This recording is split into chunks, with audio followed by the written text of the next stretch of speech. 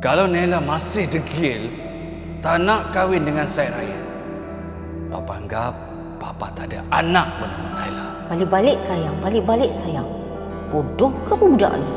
Papa kena fikir masa depan Naila juga. Kesian dia. Bukan semua orang bertuah macam Rania. Takut dah tak ada duit sangat, jual badan pula lepas ni.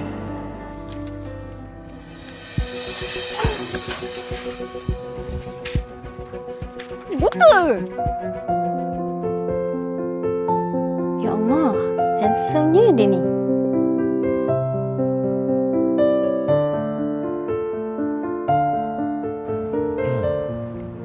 Sorry.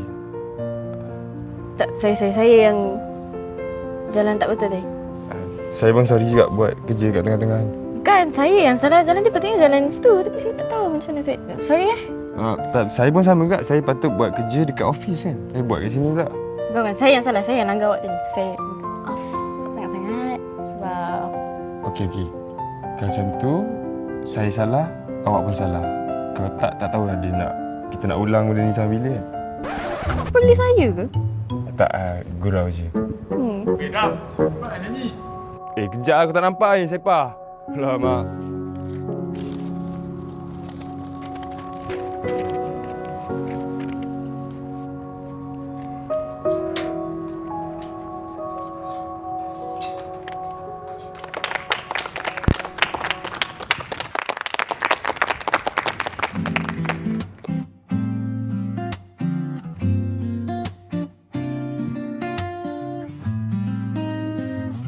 Kali pertama ku jumpa dirimu,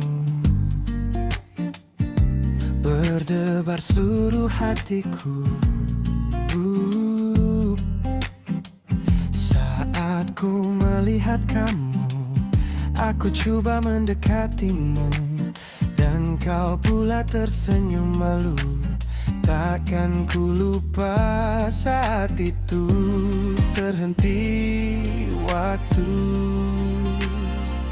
Ingin sekali ku genggam tanganmu, memiliki dirimu selamanya.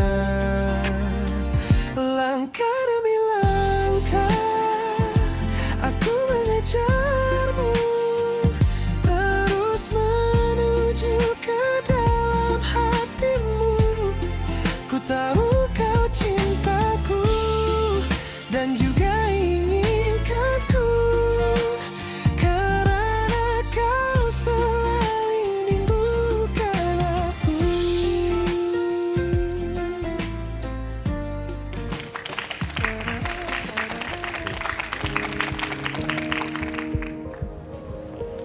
Well, now you know. Kan tenang hati tu dengan muzik. I miss you, Ibu. Woi! Tolong pencuri! Duit aku!